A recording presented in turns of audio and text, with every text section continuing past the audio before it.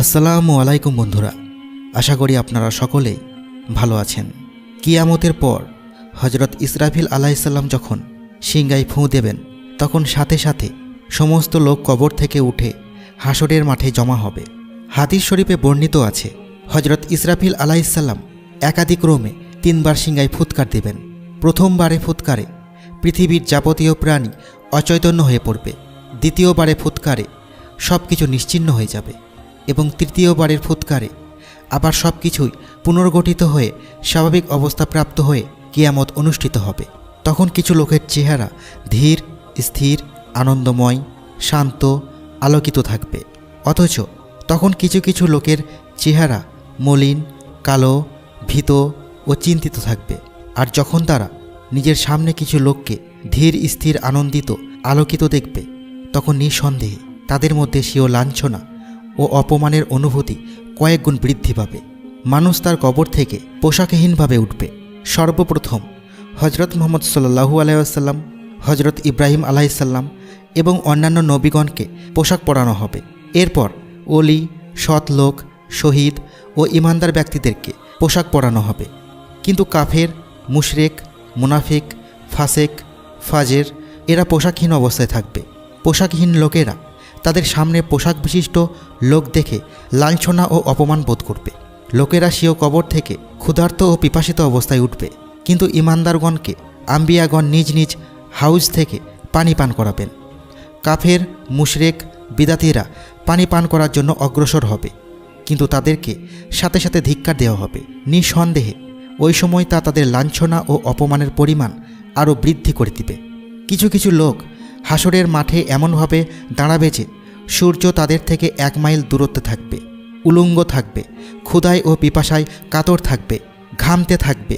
যখন সে তার সামনে কিছু লোককে আলিশান আলোকময় আসনসমূহে ছায়াময় স্থানে আরামরত দেখবে, তখন তাদের লাঞ্ছনা ও অপমান আরও বৃদ্ধি পাবে। হাসরের মাঠে এ লাঞ্ছনা ও অপমান ওই সমস্ত লোকেদের হবে যারা কাফের, মুশরিক, মুনাফিক, ফাসেক, ফাজের। তাদের সাধারণ গুনাহসমূহের ফলস্বরূপ তারা তা ভোগ করবে। কিন্তু কিছু কিছু পাপ সম্পর্কে রাসূল সাল্লাল্লাহু আলাইহি ওয়াসাল্লাম বিশেষ শাস্তির কথা উল্লেখ করেছেন। সেগুলো আমরা ওই সমস্ত পাপের কথা উল্লেখ করব। প্রত্যেক সৌভাগ্যবান, সুস্থ আত্মাসম্পন্ন ব্যক্তি হাসরের দিন এই সমস্ত লাঞ্ছনাদায়ক শাস্তি থেকে বাঁচার জন্য সর্বাত্মক চেষ্টা করবে। আল্লাহ বলেন, স্মরণ করো ওই দিনের কথা, যেদিন পায়ের পিণ্ডলি উন্মোচিত করা হবে এবং তাদেরকে আহ্বান করা হবে সেজদা করার জন্য, কিন্তু তারা তা করতে সক্ষম হবে না। তাদের দৃষ্টি অবনতহীনতা তাদেরকে আচ্ছন্ন করবে। অথচ যখন তারা নিরাপদ ছিল, তখন তো তাদেরকে আহ্বান করা হয়েছিল সেজদা করতে। কিয়ামতের দিন হাসরের মাঠে লোকদেরকে আল্লাহর নিকট সেজদা করার হুকুম করা হবে। যারা দুনিয়াতে যথা নিয়মে নামাজ আদায় করেছে, তাদেরকে আল্লাহ তৌফিক দিবেন, তারা তার সামনে সেজদা দিবে। বেনামাজিও সেজদা করতে চাইবে, কিন্তু আল্লাহ তার থেকে সেজদা করার শক্তি ছিনিয়ে নেবেন। তখন সমস্ত মানুষের সামনে বেনামাজি লাঞ্ছিত ও অপমানিত হবে। মুসলিমের হাদিসে বর্ণিত হয়েছে, রাসূল সাল্লাল্লাহু আলাইহি ওয়াসাল্লাম এ আয়াতের ব্যাখ্যায় বলেছেন, কিয়ামতের দিন আল্লাহ স্বীয় পিণ্ডলি খুলবেন। সমস্ত ইমানদার তখন সেজদায় পতিত হবে। যারা দুনিয়াতে নামাজ পড়তো না, তারাও সেজদা করার চেষ্টা করবে, কিন্তু আল্লাহ তাদের পিঠকে কাট করে দেবেন। তখন তারা সেজদা করতে পারবে না। আর তারা তখন হাসরের মাঠে বেনামাজি ও মুনাফিক সমস্ত সৃষ্টির সামনে লজ্জিত হবে। রাসূল সাল্লাল্লাহু আলাইহি ওয়াসাল্লাম বলেন, যে ব্যক্তি সোনা চাঁদির যাকাত আদায় করে না, কিয়ামতের দিন ওই সমস্ত সোনা চাঁদি কাঠ করে দেওয়া হবে।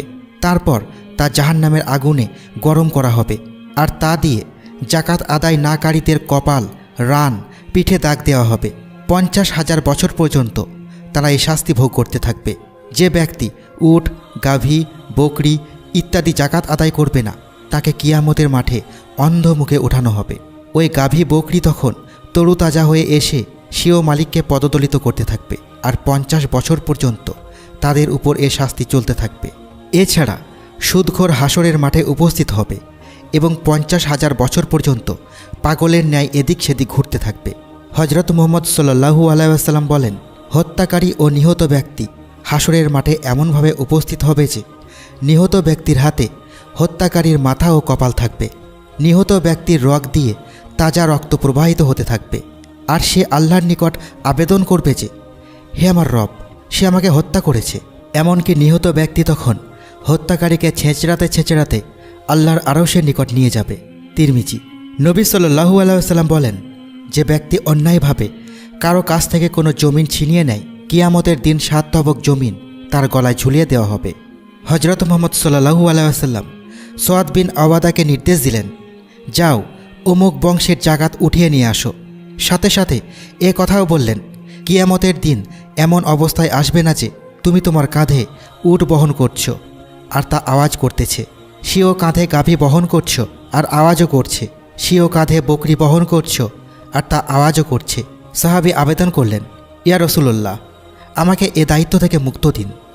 তখন মুহাম্মদ সাল্লাল্লাহু আলাইহি ওয়াসাল্লাম তাকে দায়িত্বমুক্ত করলেন। লুণ্ঠিত রাষ্ট্রীয় সম্পদ প্রমাণস্বরূপ লুণ্ঠনকারীদের কাঁধে চাপবে, যা সমস্ত মানুষ কিয়ামতের দিন দেখতে পাবে। তা লুণ্ঠনকারীর জন্য লাঞ্ছনা ও অপমানের কারণ হবে।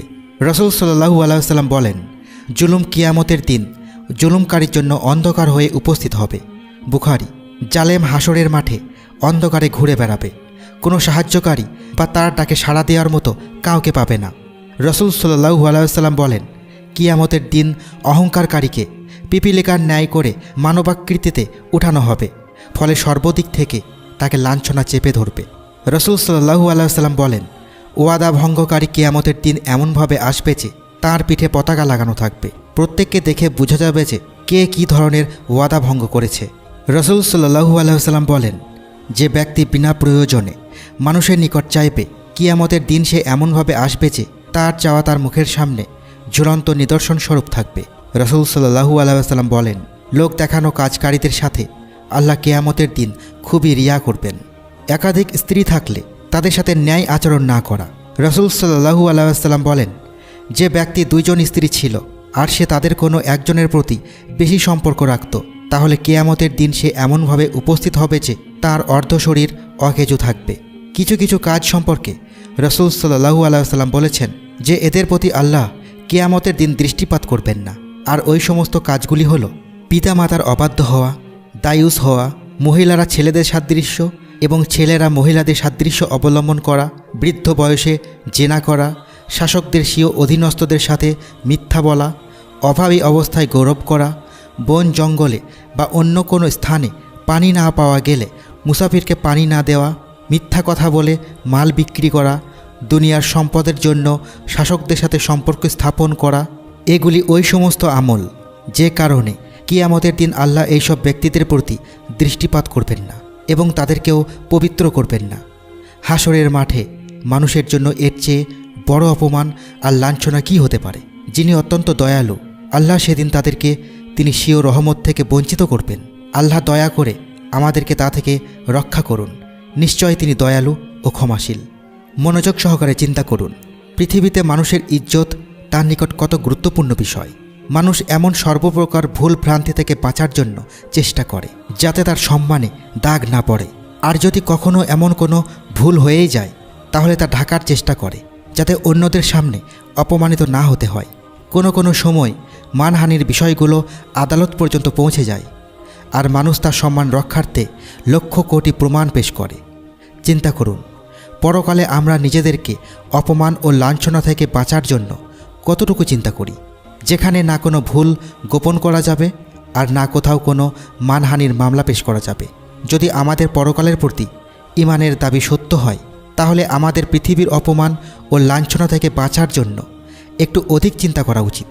যদি অলসতা বা অজ্ঞতাবশত কেউ এমন কোনো পাপ কাজ করে যা আখিরাতে লাঞ্ছনা ও অপমানের কারণ হবে, তখন সাথে সাথে তাকে ওই কাজ ত্যাগ করা উচিত আর ভবিষ্যতে আর কখনো ওই পাপের নিকটবর্তী না হওয়ার ব্যাপারে দৃঢ় প্রত্যয়ী হতে হবে।